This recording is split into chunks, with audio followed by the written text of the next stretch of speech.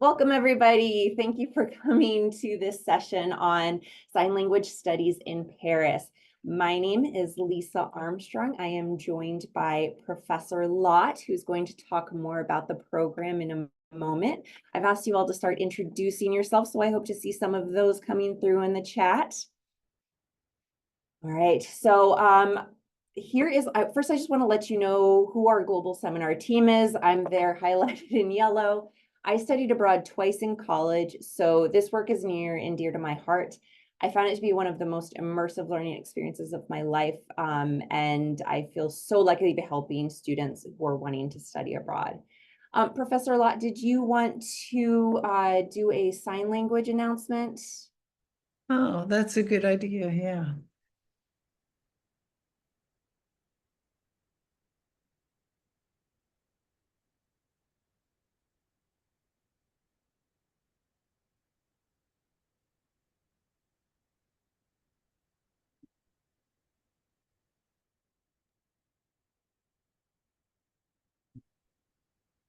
All right, thank you.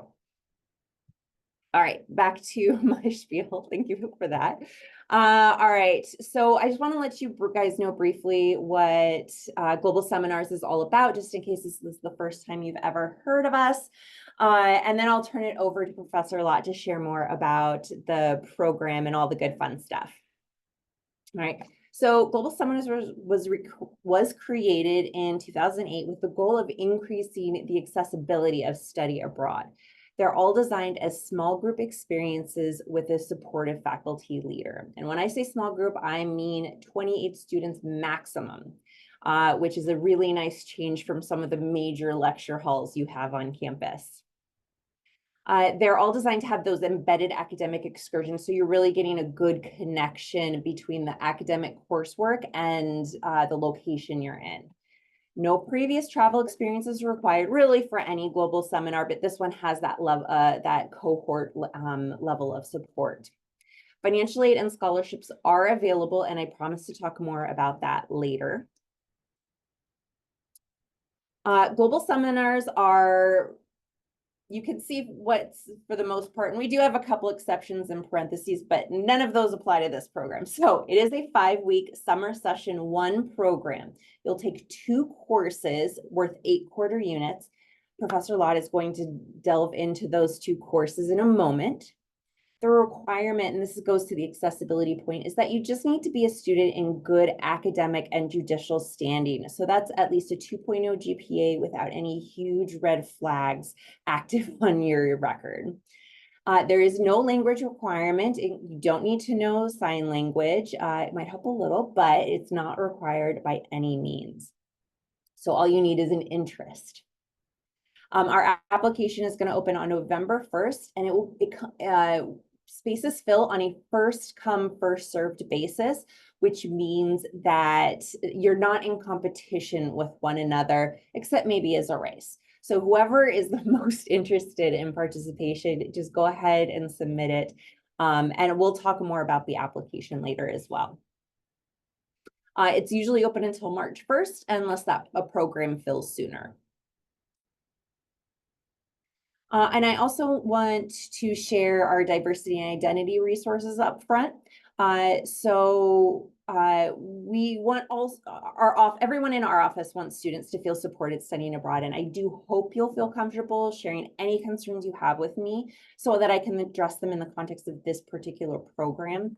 But I also know that some students prefer to gain insight online from those who directly share that identity. So our team developed these diversity and identity resources. This page has both internal campus as well as external resources, because we just wanted to make sure we had all possible identities and sort of scenarios covered. And these images on screen are just a handful of what you can find on our website.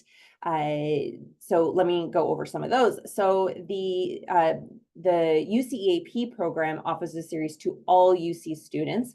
And I think if we have some non-UC students, you might be able to access it through the links on our page as well. So I've included a list of upcoming sessions, but they have recorded sessions as well that you can find on YouTube. And you can see on the right-hand side, you probably can't read it, but basically this is a list of a variety of identities and how they might impact students abroad. We've tried to cover everything. We've got students of color, identities based on gender, sexuality, age, religion, and more. And it is my hope that every single participant checks out the drop down on how to be an ally abroad before you go abroad, because regardless of your identity, GS students are as a cohort are meant to be a source of support for one another. And so we want to see you really develop that perspective and have that perspective when you go abroad. All right, I'm going to jump in. I'm going to talk about funding, how to apply, and some other logistics later. So hold your questions on that. And I'm going to turn it over to Professor Lott. Professor? Thank you. Let me share my screen.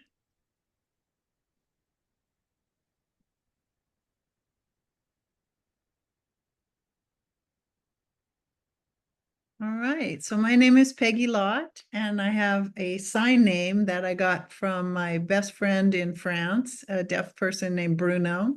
And so he gave me the sign name Lipstick, which I like. They have name signs that are descriptive of something about the person. So I thought that was a fun one. So I said, okay, I'm keeping that one. And as you know, it's a 5-week program and you get 8 units of linguistics credit. So we do 2 courses, which I'll tell you more about, and we do a bunch of excursions in and around Paris. First, just a little bit about myself. I actually graduated at UCSD. I had a degree in psychology. And then I went to University of Texas, where I studied anthropology, cultural anthropology. And I got my master's and my PhD there. And my work was on an ethnographic study of storytelling in a deaf family. Then I came back to UCSD and I became the academic coordinator for American Sign Language, and I teach linguistics courses like ASL poetry and sociolinguistics, and then more recently, the Global Seminar. So outside of work, I also illustrate sign language books. You can see some of the books here that I've illustrated. We use some of these books in our ASL classes too. And my favorite one is the Gallaudet Children's Dictionary of ASL. So how did I become interested in sign language? Excuse me. I'm not used to talking. I'm used to signing. When I was born, my family, there were already 3 children. So I was the last, and I was much later than the other 3. So when I was growing up, everybody was talking and everybody already knew English, and I was a very quiet child. And I don't know if that's the reason why, but my mother happened to hire a deaf babysitter for me. So I started learning sign language as a child. I feel very fortunate in that. And I just loved it so much that I wanted to keep learning sign language my whole life. When I got into high school, I started taking some ASL classes from this woman named Bonnie Goff, who was the first ASL teacher in San Diego. And I really feel like I owe my whole career to Bonnie. So that's why I want to say thank you to Bonnie. Then I lived in Paris at the Institut National des Jeunes Sourds for 5 months when I started to get to know deaf people in France. So I already knew ASL. And when I met the deaf people in France, I realized that their sign language was different in sort of interesting key ways. And that's when my dream for doing this seminar began many, many years ago, when I realized that signing in French would actually be a benefit to people's ASL signing too. So I spent some time there at the world's first public school for the deaf. And I made some friends then that I still have close friendships with to today. Some of them will be guest presenters in our class. And so what are we going to study? Our two classes are called Linguistics 9 and 149. So Linguistics 9, Sign Languages and Deaf Culture in the US and France, and 149, The Historical Roots of American Sign Language. So these courses are excellent for anyone interested in sign language. If you're a linguistics major, they would count for your major or your minor in language studies. The program is also approved for the DEI requirement. And maybe your college or your major has some other requirements that this would fit into. You can look into that. And the first class is 9, and that's basically we learn to communicate in LSF. So we study LSF on our own as a group, and then we have visiting lecturers who are deaf who come in, and they teach us LSF and how to communicate in LSF. We'll compare LSF and ASL a little bit, but we're mostly going to focus on learning to communicate in a basic way in LSF. And I should say LSF is Langue des Signes Française. So they do it backwards, where we say American Sign Language. They start with language of signs French. That's why it's LSF and not FSL. And then we look at cultural differences between deaf people in the United States and deaf people in France. The other course, the upper division course, is called Historical Roots of American Sign Language. And we're going to look at these different sign languages that have had an impact on ASL. So we look at old LSF from 18th and 19th century. We look at North American Indian Sign Language, Black ASL in the US, Mexican Sign Language, a neighboring sign language to the US, and then the sign language of Hawaii. So the Abbé de la Paix, he's the priest who set up the first deaf school in Paris in the 18th century. And a lot of people call him the father of sign language because it was the first public education system for deaf people. But he didn't actually invent sign language. What he did was he saw that the deaf community in Paris had a sign language, and he learned it in order to use it in schools to teach deaf people. So very visionary person. He was smart enough to realize that they had a language of their own and that that would benefit them to learn written French. And then sometime later, a man named Laurent Clerc, a French deaf man, was a teacher at the school. And he met a man named Thomas Gallaudet, who was from Connecticut, who went over to Europe to try and learn how they were educating deaf people, because at that point, early 1800s, we didn't have any schools for the deaf in the US. So Gallaudet was able to convince Claire to move back or move to the US with him. A little scary for Claire to leave his country. So he said, well, I'm only going to stay 3 years, but he ended up staying the rest of his life in Connecticut. And the two of them set up the American School for the Deaf, which is our first deaf school. So when we're in Paris, we have a partner organization called CEA Kappa that provides us with all kinds of resources. And on our first day, one of the things they're going to do is give you an orientation to how to be comfortable in France, how to get by in another country, how to avoid getting pickpocketed, just lots of things that you may not think about when you live in San Diego. And then they take us to lunch, and then they take us on a riverboat tour, and you'll see the Eiffel Tower, of course. We won't go up in the Eiffel Tower that day, but you can return anytime you want if you want to visit the Eiffel Tower more. And on this map here, you see the little book. That's where our classroom will be. That's where CEA Kappa has their school building. And then where the star is, that's the deaf school, which is going to be one of our excursions. So you can see both are really in central part of Paris. And this is the courtyard at the deaf school. For me, this is, of course, where I lived for 5 months. So that's when I was first meeting deaf people. And it's very special to think that we are going to be walking around in the same place where everything began, where deaf education began, really in the world. And we'll have a tour in English in that at that location. There's a picture of the group from a couple of years ago in front of the statue of the Abbé de la Paix. And then that same day, we'll take a short walk over to the Garden of Luxembourg, which is a beautiful, huge garden in central Paris. It's my favorite place in the world. And we'll probably have a discussion. That year we had a quiz there in the garden, but we're also going to have class there on one of our guest lecture days. Simone Atia is going to teach us LSF there in the garden.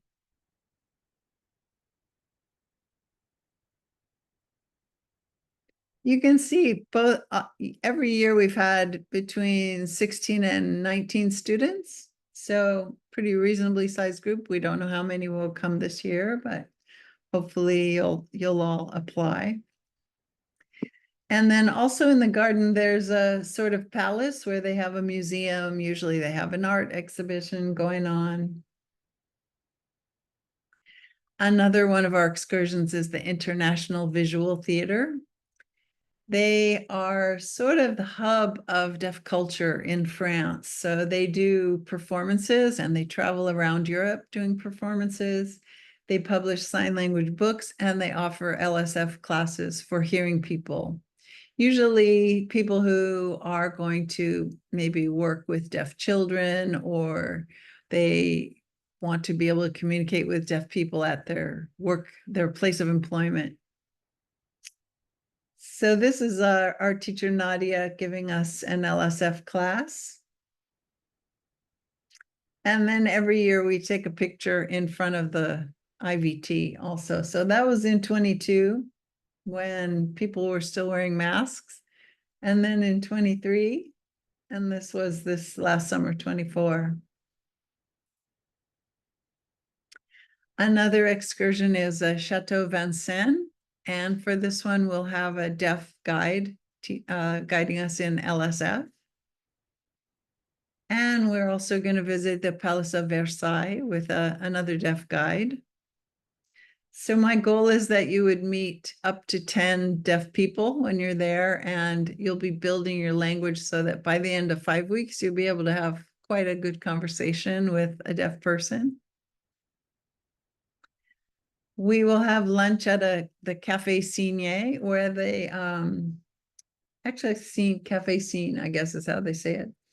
Owned and operated by deaf people. The waiters are deaf, and you can see they have sign language in the menu. So they're really trying to promote sign language among the community in Paris.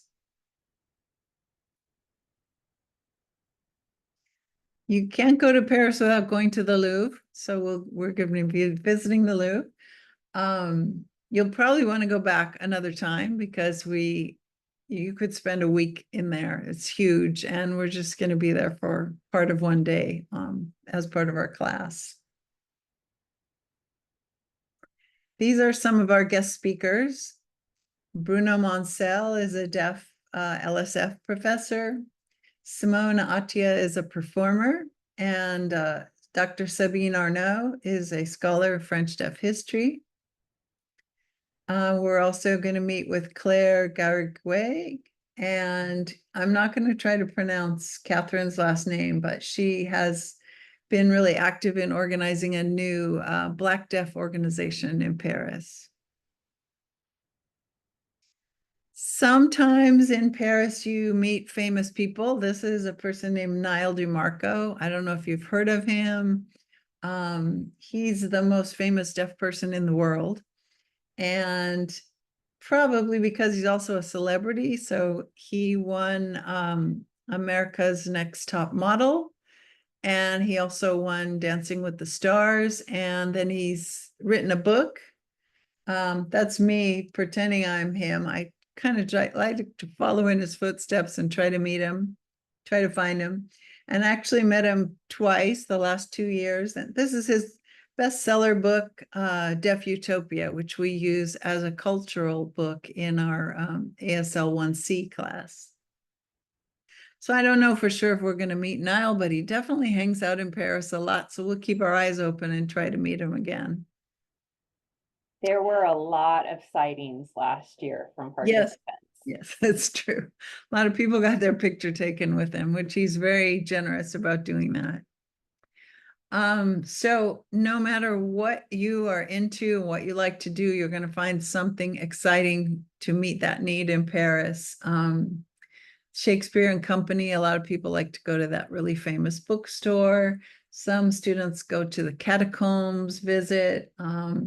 I believe this year we'll finally be able to go up in Notre Dame again. That's where you see the gargoyle there in the middle. That's a view from the top of Notre Dame. I think they're opening it up actually right now, maybe. But no matter, you're going to have lots of free time on the weekends. I like to go to cemeteries. Sounds kind of weird, but they're really beautiful. And you can visit many famous people who have died while they were in Paris or who lived there and died there.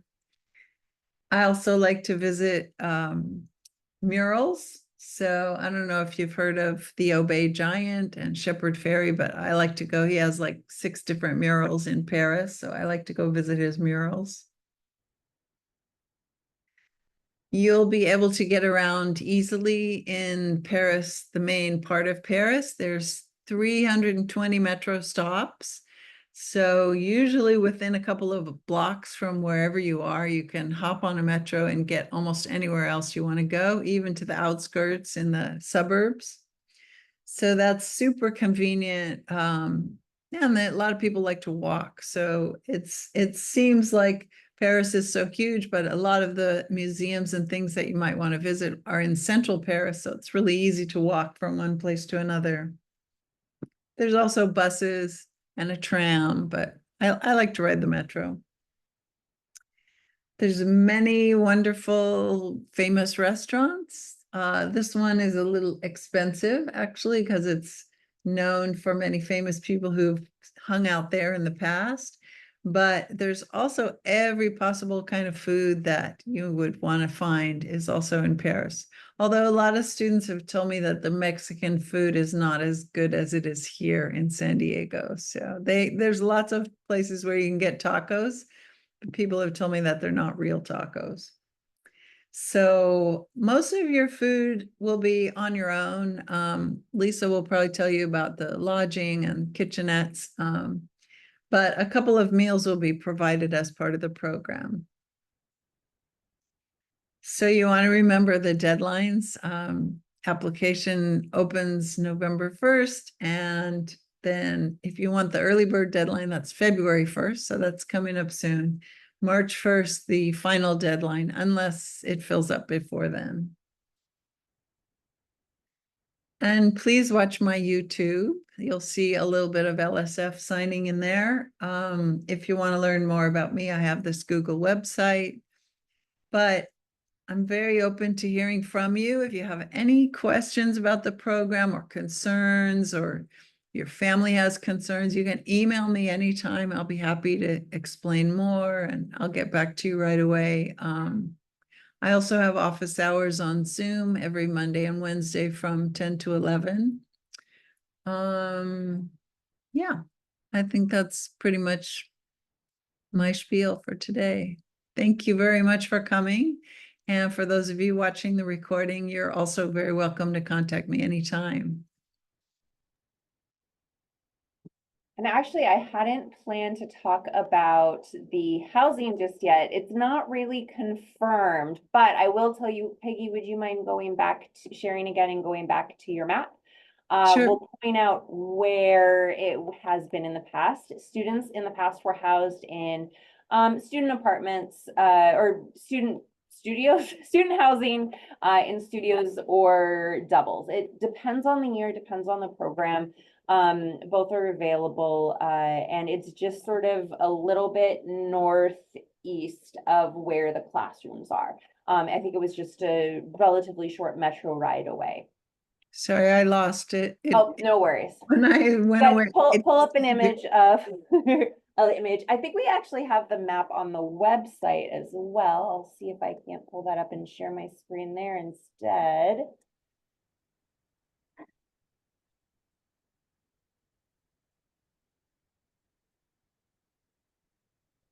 So for those who haven't been, this is the website. Again, Professor Lott had mentioned her video. It's one of our best, if not our absolute best, faculty video for global seminars. So I invite you to look at that. And we have more information here. And I believe the map is, yes, under academic excursions. So if we zoom in a bit, this is where the classrooms are, CEA Paris Center. And last year, the students were housed up near, I believe, Parc de Belleville. Or was it up here? One of the two. I think it was in the 20th. So ignore that's hostile. That's just a coincidence. yeah, I think it's actually by Père Lachaise.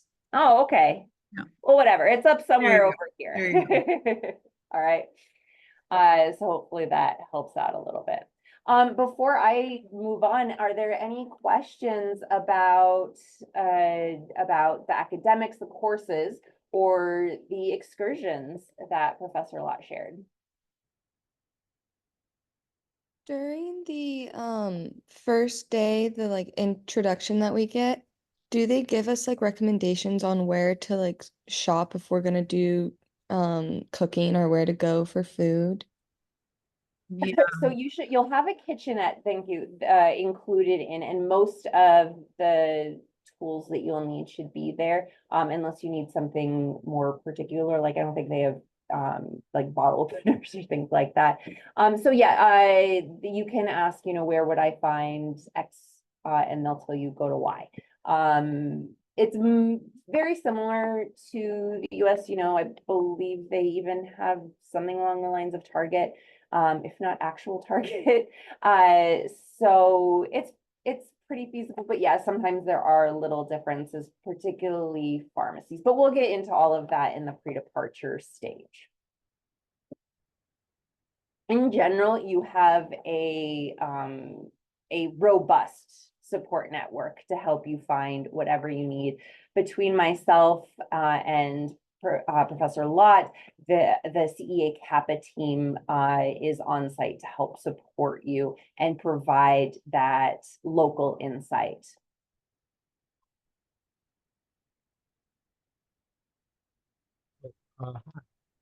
As a linguistics major, would the classes be like electives under the major?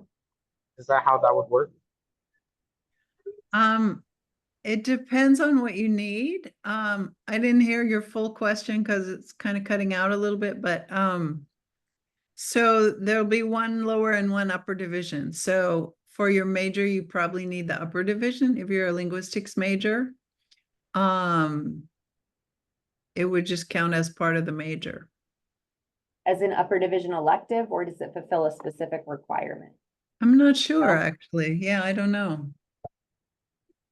You can probably double check. You can probably find the answer within your own materials for the department. But if you're not, if you can't, feel free to check with your academic, your major advisor. Mm-hmm. And if you're in linguistics minor, then your minor advisor. Right. If you're any other type of major and interested in these purely for general elective credit, it does fulfill the DEI requirement. And then you can always check and see if it fulfills any other type of requirement, maybe with your college advisor. But yeah, it's up to you. We do have, I think there have been plenty of students who've been, because of their own experience with ASL, have been happy to enroll in these courses just to further that knowledge and experience. Mm-hmm. All right. It seems to be winding down on those questions, and don't worry, you'll have plenty of chances to ask more. But as you can see, I'm planning to talk about the fees and funding options. I like to do this before I talk about how to apply, because this is just at the forefront of so many students' minds that I want to make sure I address that topic. All right. So when we talk about the cost of a global seminars, we break it down into 3 different categories. So this first one is summer session tuition and fees. And this is exactly the same as if you were taking 8 units right here on campus. It was $2,515 last year. Usually they only raise it at most $10. So we keep it at that estimated amount. Second category is the program fee. So this includes all the stuff directly related to the program. So the housing abroad, excursions, the classroom space at CEA Kappa's business, as well as insurance. So that is the majority of the cost, and that is going to be between $6,200 to $6,600 this year. We're still finalizing the contract, so I just wanted to provide you a bit of a range just in case. The important thing about these 2 categories is that this is what you would need to pay to UC San Diego. Don't worry, I'll talk about timeline later. However, financial aid will factor in both these and the third category of personal expenses when they figure out any a financial aid package for any of you that need one. So personal expenses includes all of the things you're not paying to UC San Diego. And these are just estimates that we have. Hopefully it'll come in under. We tend to estimate high because we don't like the reverse, where if you estimate too low and then you don't end up having enough funds. So this includes your round trip airfare, meals in Paris. Only a couple of meals or a few meals are covered. Welcome, farewell. There's a couple of deaf cafes that you go to, so that will be covered. If you don't have a passport, that's covered, or that's included in those personal expenses. And then unfortunately, the CEA Kappa staff isn't able to provide the Metro Pass because it's a really big, complicated thing for them to try and get them in bulk. And it's super easy for participants to obtain on their own. But they will provide sort of step-by-step instructions on how to get it. All right. Oh, and so this amount, actually, I think that's high. I did a Tokyo session before this. It gets a little bit higher, but probably actually 3,600 for you guys. All right. So you got to factor all of that in when you're confirming your budget. And keep in mind that this doesn't include souvenirs or any side trips that you plan to take. And by the way, you don't need to take any side trips at all because Paris is a very rich city. Oh, by the way, I studied abroad in Paris. I spent 4 months there and I still didn't get to everything. So it's well worth your time to stick around a little bit. All right. There's some billing policies and timelines that I want to go over with you guys. The first is that there is a non-refundable deposit due at the time of application. This $250 gets applied to the program fee on your summer session bill. So that, let's say it's $6,200, you'll only be charged let's say it's $6,250, you'll only be charged $6,000 on that bill because you've already paid that $250. All right. So that's why we call it a deposit, not an application fee. Now, it's non-refundable in 99% of cases. The 2 exceptions are if you can't participate for some reason, maybe you're not it turns out you're not eligible, maybe you've already taken the classes and can't do it again for credit, or if the program gets canceled, all of them will be refunded.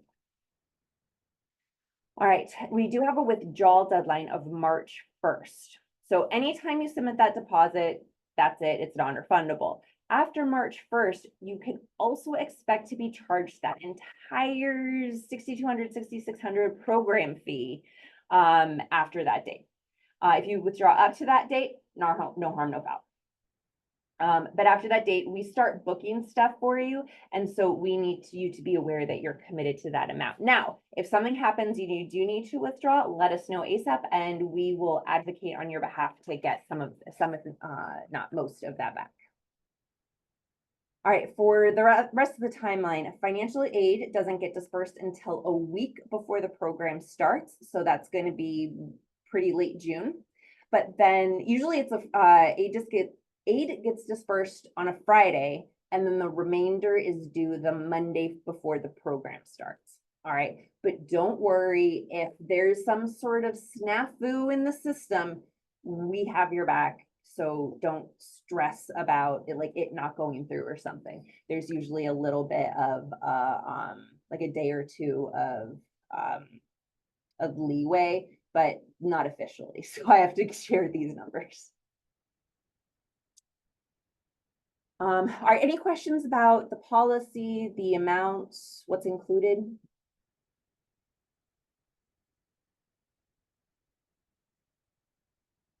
Okay, I was very thorough. So as soon as I know the program cost, I will be sharing it with you and provide a a budget with all the estimates of how much things, the out-of-pocket items will cost, so that you can start that financial planning. We also highly recommend that for any UCSD students, you contact our financial aid and scholarships office. There's actually a financial aid counselor who works specifically with study abroad participants and hopefuls.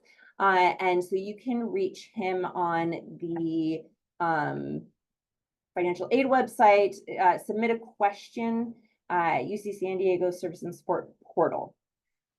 His name is Eduardo, and he is fantastic, and we are very, very, very lucky to have the position and him in it. If you are not a UC San Diego student, any aid will be going through your home university. Let us know if you need any support documents, but other than that, you need to reach out to them, find out if they have any scholarships or what type of aid they can help you with. We will have scholarship writing workshops, and I'll talk about some of the scholarships in a moment. We'll have the workshops in winter quarter. That's when all of the scholarships are pretty much due. But there's also essay help with Oasis or the Writing Hub to help get you off the ground there. Eduardo offers financial aid and scholarship information sessions. There was actually one earlier today. I had just had to update this presentation.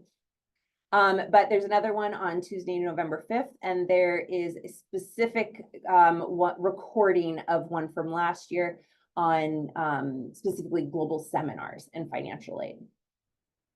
And you can find all the, I have faith in everybody's ability to navigate our website to find all this. It is a very busy website, so I understand you might have to click around a little bit, but I think it's pretty well organized.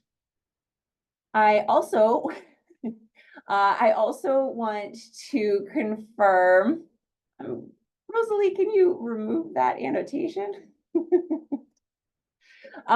It's fine. So when we talk about financial aid, it's grants, either summer Pell Grant or UCSD grant is usually what we see for summer students, as well as residual loans, either subsidized, unsubsidized, or Parent Plus. And then just as a heads up, the Calvet fee waiver is also eligible for global, or can be used for global seminars. All right.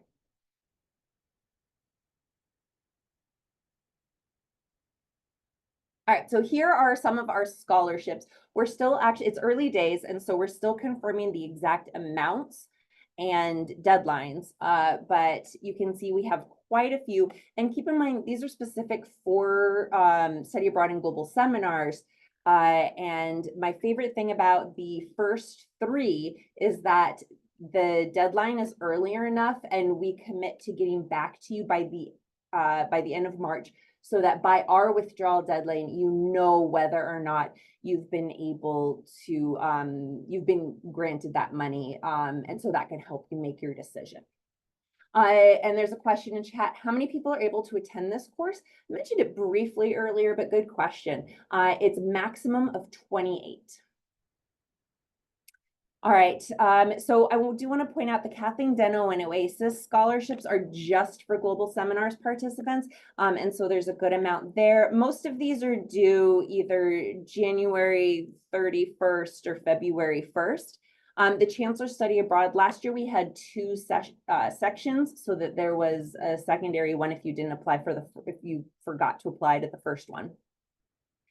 And then the last one on here, the Benjamin A. Gilman Scholarship, that is a national scholarship. You just need to be a US citizen and receive the Pell Grant. If you do, I highly recommend you apply. Those who go through our workshops have a higher chance of receiving this.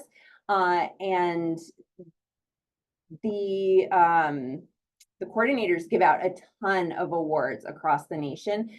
So it's very likely, chances are better that you're going to get a Gilman Scholarship.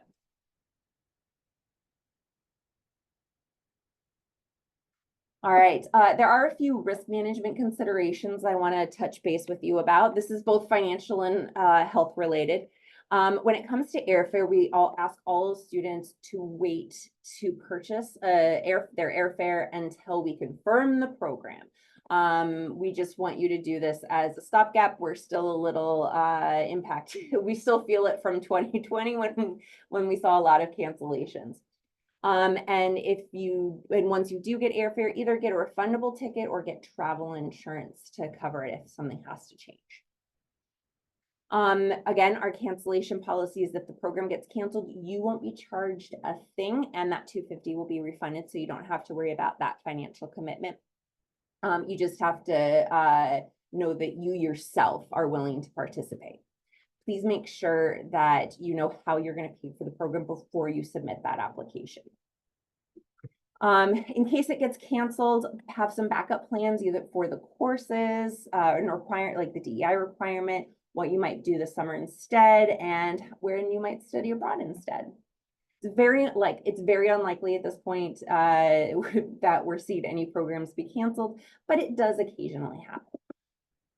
And then in general, COVID is still out there. We've seen a lot of students unfortunately impacted. They'll get COVID abroad and then they have to isolate. I mean, they're sick for about a week. And so just stay safe, follow the recommended and in some cases required precautions. All right, any questions about what I've mentioned so far before I jump into how to apply?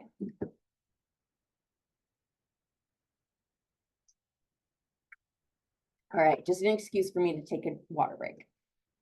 All right, the first thing you can start with, if this is your first foray into study abroad, I hope if this program is perfect for you, great, jump in and apply. If you're still looking around at your options, I recommend the Get Started course through the Study Abroad website. There's a lot of different options besides global seminars. So if you're, for example, really excited about Paris, but you want to go for a much longer term than what we have for this 5-week program, really encourage you to check out all the different types of options. All right, here we come to the what's required for the application. So first off, you can create a Tritons Abroad profile now.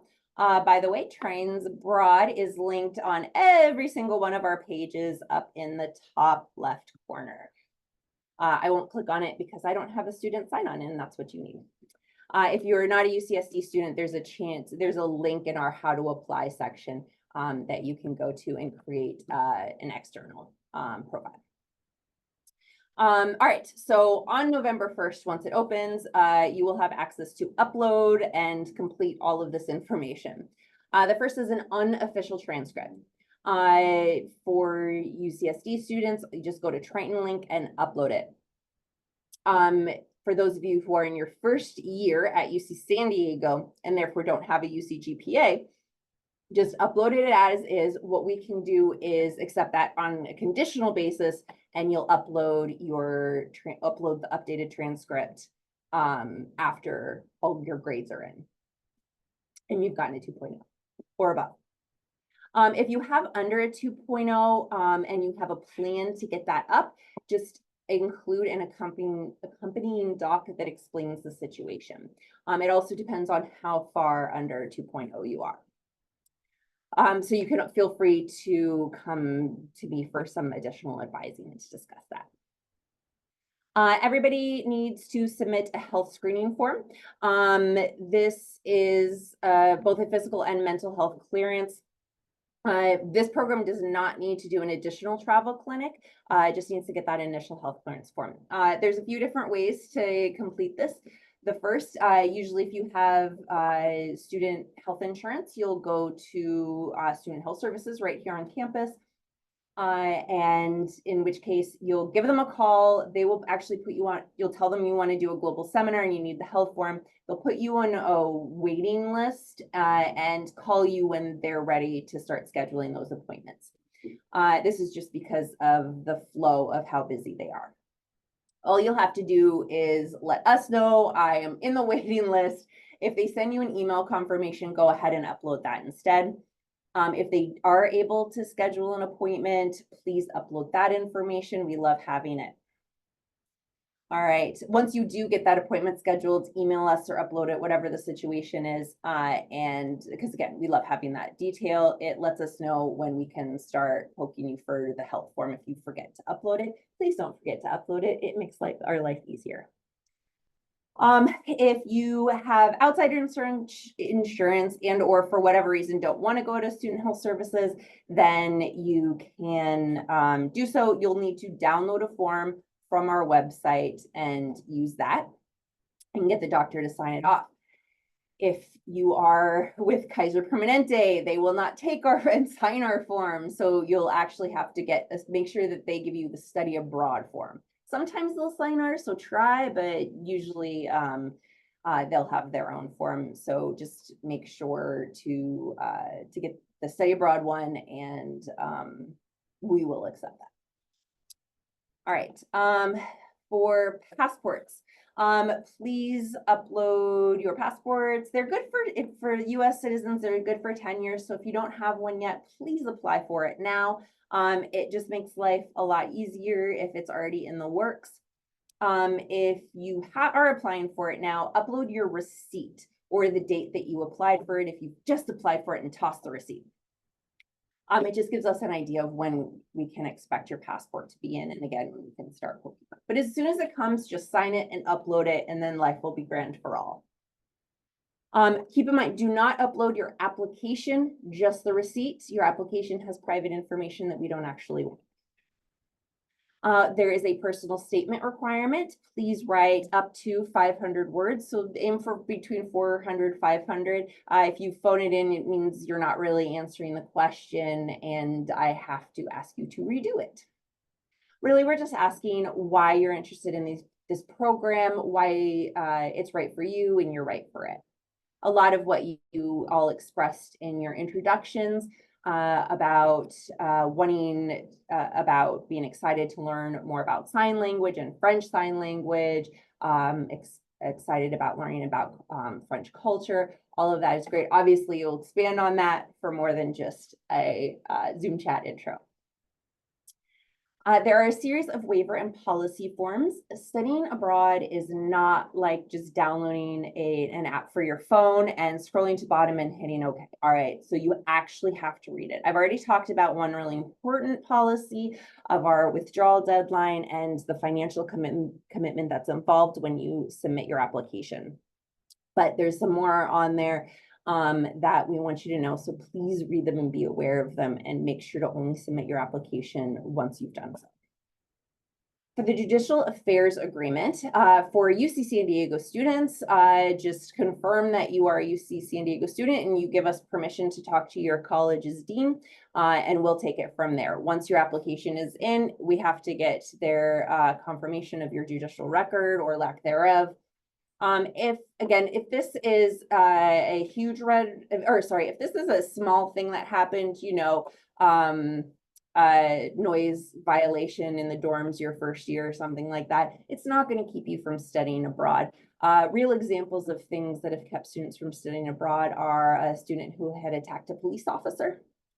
And another one who before marijuana was legal had several violations of that and was going to a country where it was a very illegal and offense that would land them in jail. So we just had a conversation. They decided not to continue their application. So just keep that in mind. The reason I talk about it is I don't want to discourage anyone from applying, but I do want to make sure you're aware of it. Oh, and if you're not a UCSD student, for the Judicial Affairs Agreement, there's a form that's going to be available on our website. You're just going to download that and have them send it directly to us. Have your conduct office on your own campus send it to us. And then I believe you all now know from a previous slide all about the non-refundable deposit. Before I go on, any questions about the application requirements?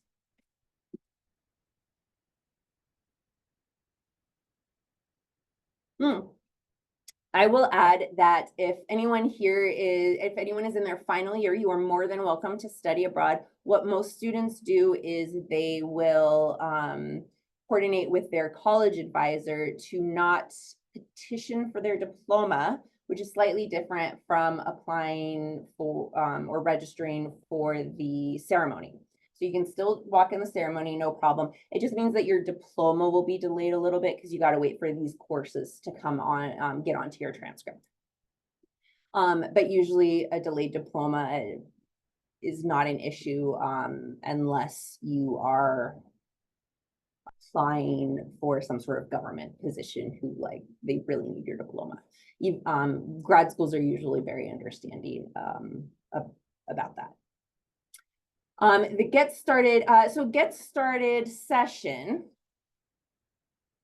there it is not required.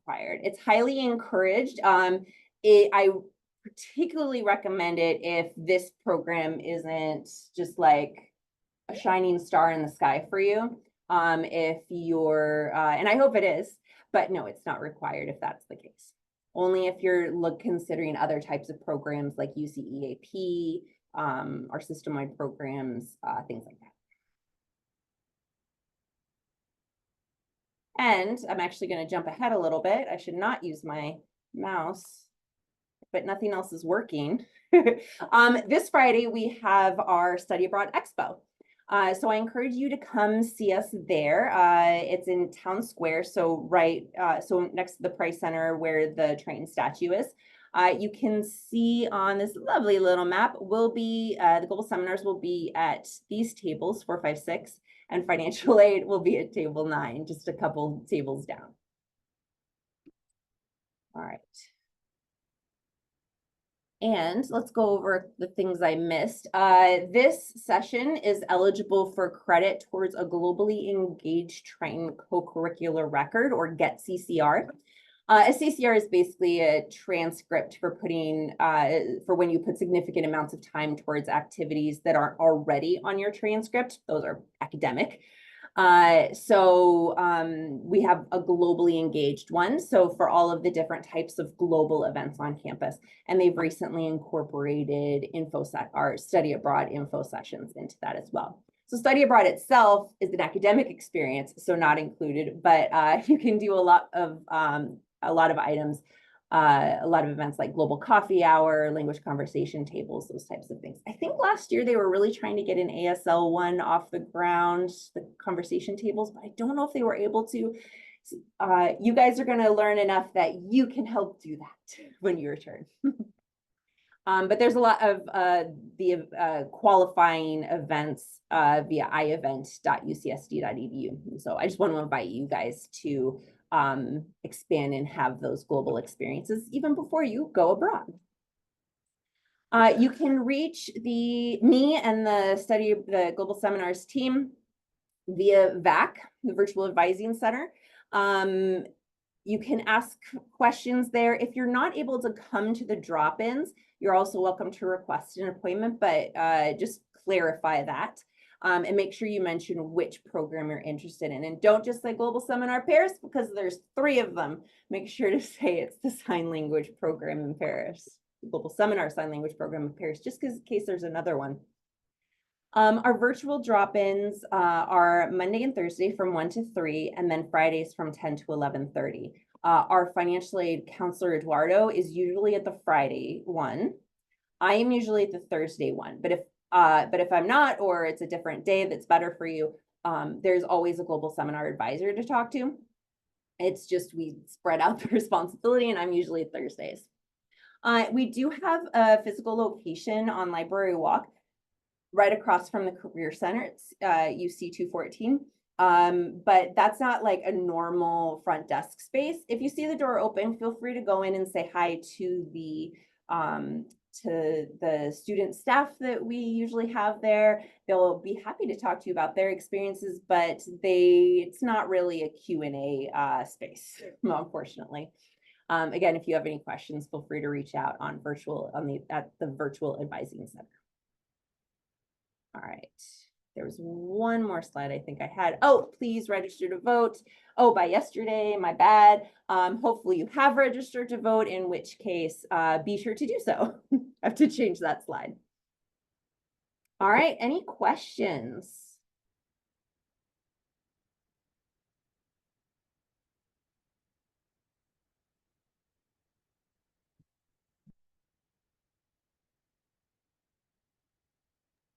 Lisa, there's something I forgot to say Ah. that often students ask about. When do we have class and how much work is there? So just a quick synopsis of that. We have class usually Monday, Tuesdays, and Wednesdays for 4 hours a day. And we do most of our excursions on Thursday, except for one that's going to be Thursday and Friday. So you have most of the weekends that we're in Paris, you have Friday, Saturday, and Sunday to do what you want to do. There is homework, there's stuff to submit on Canvas, there's going to be things to read and quizzes to take, just like any other class. But we only have class the Monday, Tuesday, Wednesday.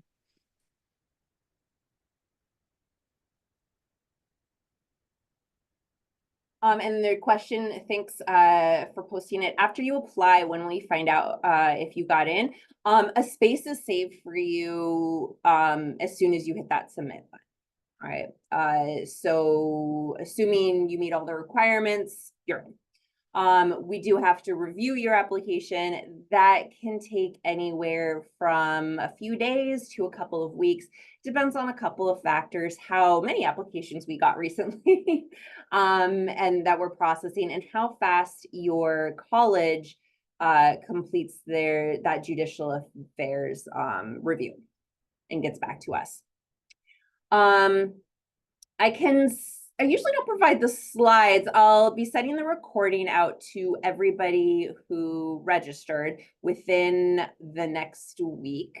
Definitely by next Tuesday. We are having a sign language session next Tuesday. I can't sign, but Professor Lott obviously will be providing that information. I will simply provide excellent subtitles. Let me see. Oh, there's a question here. Is there a final for both classes? Yeah, there's 2 final exams in week 5. Great. Oh, sorry, you already answered in chat. Thank you. And then there's another question to me about financial aid. Sorry, it skipped. So in order to be eligible for financial aid, you have to be taking at least 6 credits. And for this program, you'll be taking 8. So you will be eligible, UCSD students will be eligible for financial aid. Students from other UCs or other campuses, it may vary. So you'll have to coordinate with them on how you can get up. For example, I know that students from Berkeley, because it's a semester school, they need an extra unit or 2. So there's different ways to go around that. Just reach out to us and we'll discuss strategies depending on your situation. Just have a quick question. Hi. So I know this is not really related to the course. So I know that the sign language course they provide 2 courses. The sign language in Paris they provide 2. Yeah, you'll be taking 2 courses. Yeah. So that too. But what if I want to also go with my, like I want to finish my math credit, my English credit at the same time. I cannot do it, right? We really, really recommend that you don't. First of all, you need to be able to find those courses that are remote, because you'll be in Paris, so you certainly can't go in person here in San Diego. And at times that won't conflict with any of your in-person Paris courses. In addition, you might have a roommate, and so finding a time to log on maybe in the middle of the night while your roommate is sleeping is going to be very difficult. And just in general, the time that's spent is more than just the coursework.